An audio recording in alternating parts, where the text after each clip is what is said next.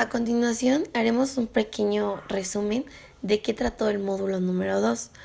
Mi equipo está conformado por Alisandro Ochoa, Euritmia Jacintos, Paola Leiva, Cassandra Muñoz, Majo Ochoa, Emilia Romero y su servidora Karen Rincón.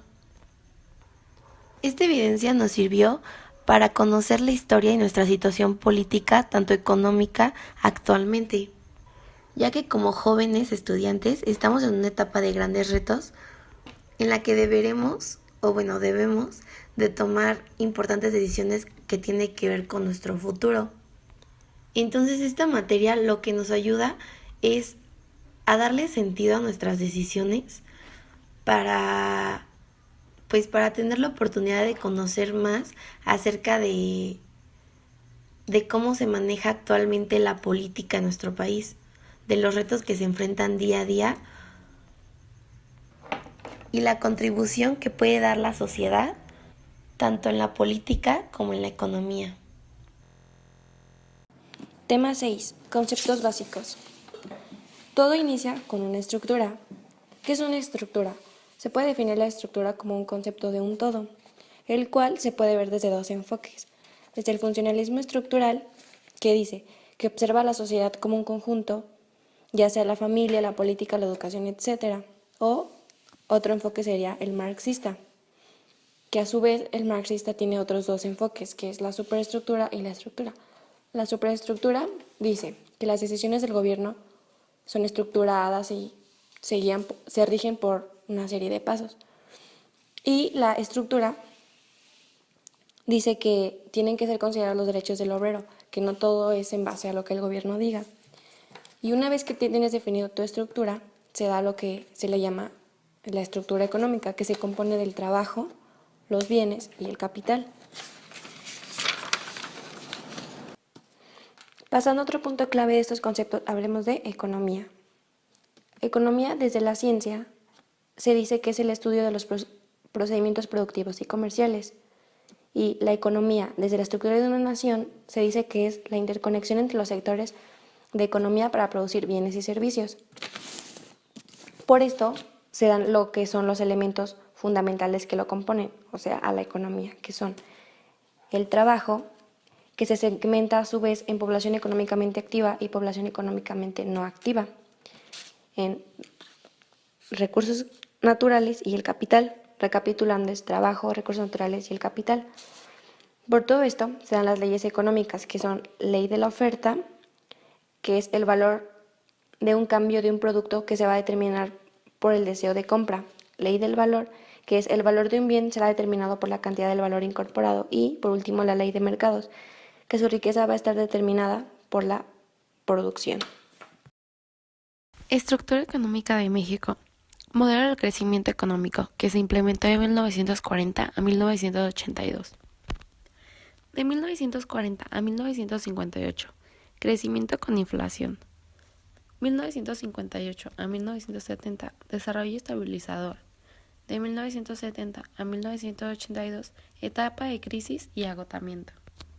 En un México rural, con una economía basada sobre todo en actividades agrícolas, pecuarias y mineras, podremos afirmar que la situación en México, con una población y su gran mayoría rural y dedicada sobre todo en actividades de campo, no se comparaba con la prosperidad económico y desarrollo industrial que Europa y Estados Unidos ya tenían en esa época. Como consecuencia de la situación mundial y debido a las estrategias en su momento, llevó a cabo nuestro país de 1958 a 1970, que se experimentó un crecimiento económico sin precedentes. Dicho fenómeno se experimentó por bajas tasas de inflación, que significó que no hubo un incremento significativo de precios de bienes y servicios, y una gran estabilidad económica. Este periodo histórico de nuestra nación recibe el nombre de desarrollo estabilizador. También el crecimiento del Producto Interno Bruto en el caso de México fue un promedio de 3.4%, por lo cual se considera que nuestro país supo aprovechar el escenario de la economía mundial. Por otro lado, los movimientos sociales en México durante el modelo del crecimiento hacia adentro El desarrollo de la industria en México trajo consigo la expansión de las ciudades y con ello nuevas formas de vida urbana.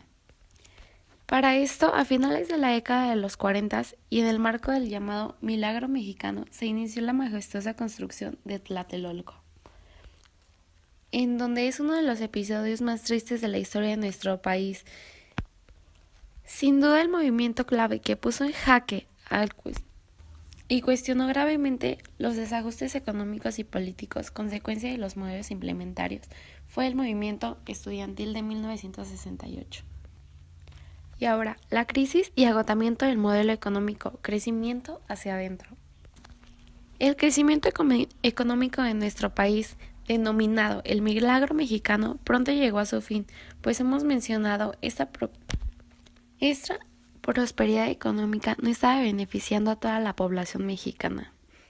Y bueno, la situación se hizo más compleja cuando el crecimiento de la economía mexicana empezó a verse reducida, ya que el campo era incapaz de soportar el crecimiento de la industria, lo que originó una baja de producción en alimentos y diversas, y con ello un déficit de la balanza comercial.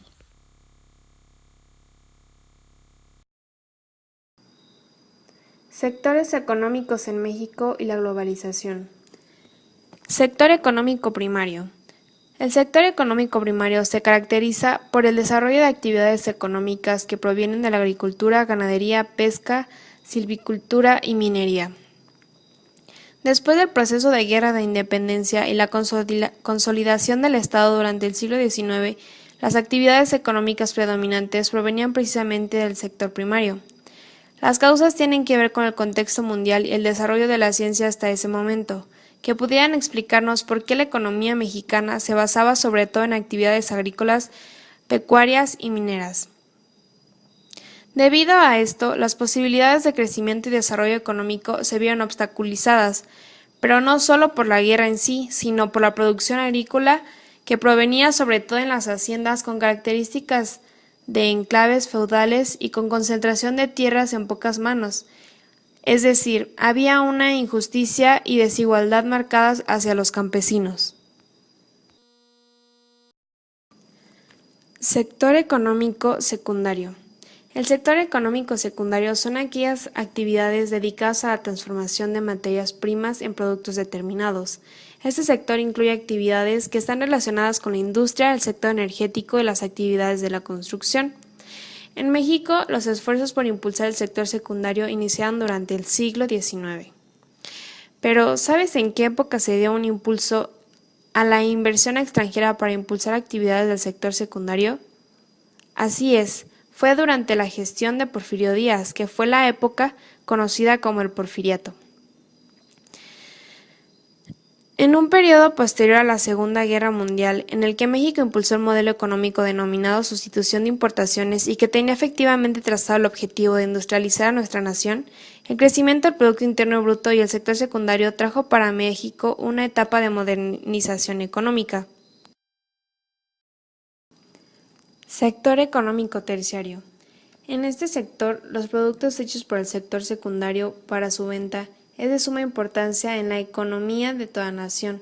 A diferencia del sector, se produce bienes, incluso actividades que brindan servicios, por ejemplo el transporte, turismo, cultura, educación y otros. Para fines prácticos podríamos clasificar este sector en tres actividades, la cual es comercio, servicio y transporte. Las actividades comerciales en nuestro país han crecido de manera considerable en los últimos años, para ser exactos, el 17% de crecimiento. De estas actividades comerciales, el 49% están orientadas al comercio de bebidas y alimentos. Neoliberalismo económico. Globalización y modelo económico neoliberal. Globalización. Proceso de comunicación e interdependencia entre los distintos países en el mundo que unifica mercados, sociedades y culturas, a través de una serie de transformaciones sociales, económicas y políticas que le dan un carácter global. Para el sociólogo Castells, la globalización son las tecnologías de información y comunicación. En pocas palabras, la aparición del Internet y del desarrollo de tecnologías de comunicación produjo cambios en el mundo, desde cómo nos comunicamos en la economía y el comercio electrónico. El neoliberalismo tiene dos polos, el económico y el político.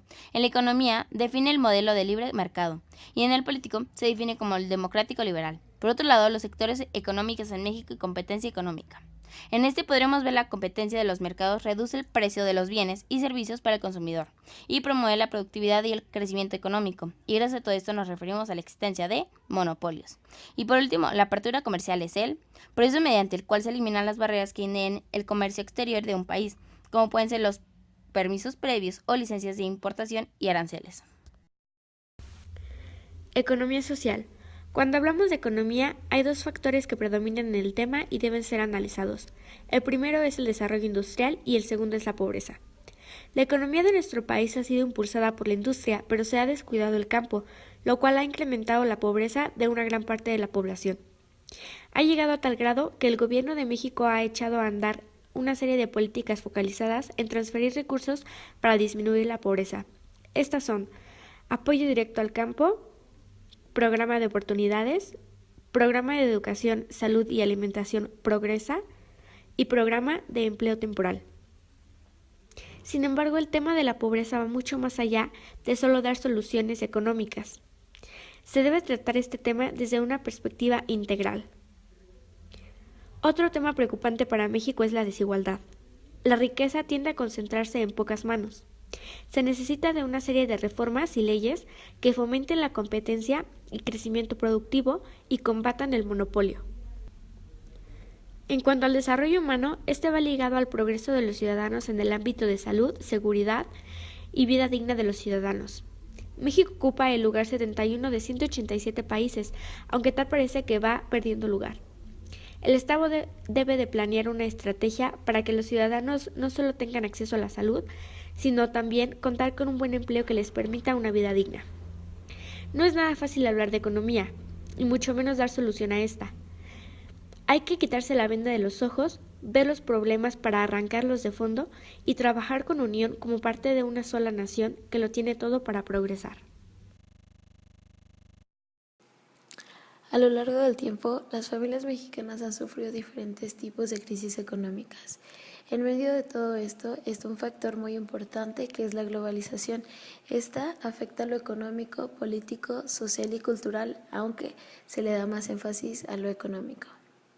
La globalización ha acorralado al Estado, obligándolo de esta manera a que el país haga movimientos e instaure estrategias relacionadas con la añadidura de nuevas leyes y reglas del comercio internacional, para que de esta manera México pudiera vincularse con la economía mundial y que la economía pueda ir creciendo en lugar de ir decreciendo.